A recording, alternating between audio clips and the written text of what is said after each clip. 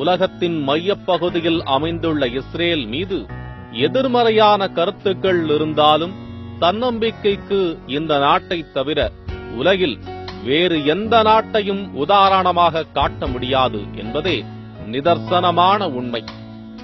இஸ்ரேலின் அதிகாரப்பூர்வ மொழி ஹீப்ரு ஆகும். ஜனநாயக நாடான இஸ்ரேலுக்கு எந்த அரசியலமைப்பு சட்டமும் கிடையாது. தகவல் தொழில்நுட்பம் என்றால் அமெரிக்காவின் சிலிக்கான் வேலியே பலருக்கு நினைவுக்கு வரும். ஆனால் இஸ்ரேல் நாடே ஒரு சிலிக்கான் வேலி என்பது பலருக்கும் தெரியாத விஷயம். இந்த குட்டி நாட்டில் 3000 தகவல் தொழில்நுட்ப நிறுவனங்கள் இயங்கி வருகின்றன. மோட்டோரோலா நிறுவனம் தயாரித்த உலகின் முதல் செல்போன் இஸ்ரேலில்தான் உருவானது. வாய்ஸ் மெயில் இஸ்ரேலின் கண்டுபிடிப்புதான்.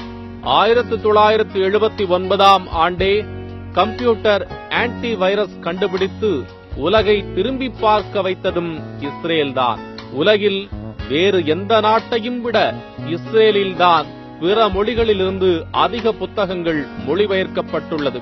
இஸ்ரேலிடம் இருந்து அனைத்து நாடுகளும் கற்றுக்கொள்ள வேறு ஒரு முக்கிய விஷயம் நீர் மேலாண்மையும் விவசாயமும் சொட்டு நீர் பாசனமும்.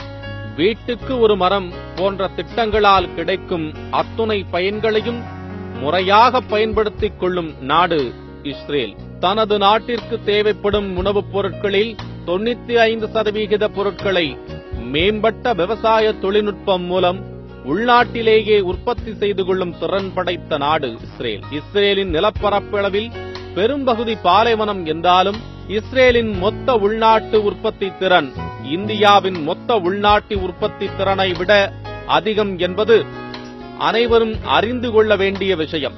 இத்தனைக்கும் இஸ்ரேலில் கரைபுரண்டு ஓடும் ஆறுகள் இல்லை. ஆண்டுக்கு சராசரியாக 6 மாதங்கள் மட்டுமே மழை பொழியும் இந்த நிலையில் இந்த விவசாய உற்பத்தி எப்படி சாத்தியமானது என்பது ஆச்சரியமான விஷயம். 1948இல் இஸ்ரேல் விடுதலை பெற்றபோது நாடு முழுவதும் உப்பு மண் நிலங்களே நிறைந்திருந்தன. பெரும்பாலான நிலப்பரப்பு விவசாயத்திற்கு ஏற்றதாக இருக்கவில்லை. அதனால் என்ன செய்வது என்று யோசித்தார்கள். மரங்களை நட்டார்கள், புதிய தொழில்நுட்பங்களை பயன்படுத்தினார்கள். அதனால் விடுதலை பெற்றபோது 4 லட்சம் ஏக்கர்களாக இருந்த பாசன பரப்பு இன்றைக்கு 10 லட்சம் ஏக்கர்களுக்கு மேல் அதிகரித்துள்ளது. கலிலியோ கடல் என்னும் ஒரு நன்னீர் ஏரி இஸ்ரேலில் இருந்தது. அதனை விவசாயத்திற்கு பயன்படுத்திக் கொள்ளலாம் என்று பார்த்தால் அது கடல் மட்டத்திலிருந்து 214 மீட்டர் தாழ்வாக இருந்தது. அதனால் என்ன செய்யலாம் என்று யோசித்த போதுதான் அவர்களுக்கு அந்த யோசனை உதித்தது. ஏரி நீரை பம்பிங் மூலம் நாட்டின் மற்ற இடங்களுக்கு கொண்டு செல்வதுதான் அந்த திட்டம்.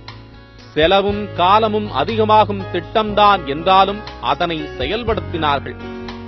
National water carrier of Israel எனப்படும் அந்த திட்டம் நாட்டில் உள்ள அனைத்து நீர் ஆதாரங்களையும் ஒன்றிணைக்குமாறு வடிவமைக்கப்பட்டது.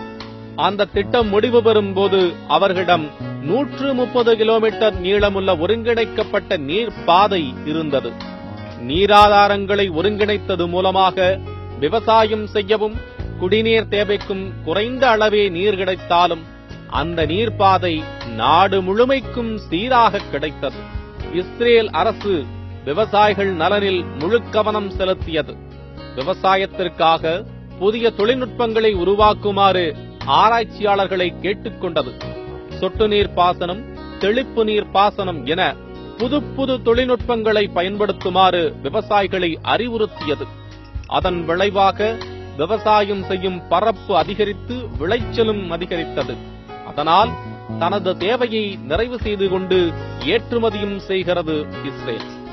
பாலைவன மணலில் விவசாயம் செய்ய முடியாது என்ற வீண்வாதத்தை கடந்து அதை தொழில்நுட்பத்தின் மூலமாக மாற்றிக் காட்டியிருக்கும் இஸ்ரேல் இன்றைக்கு நீர் மேலாண்மையில் உலகின் முன்னோடி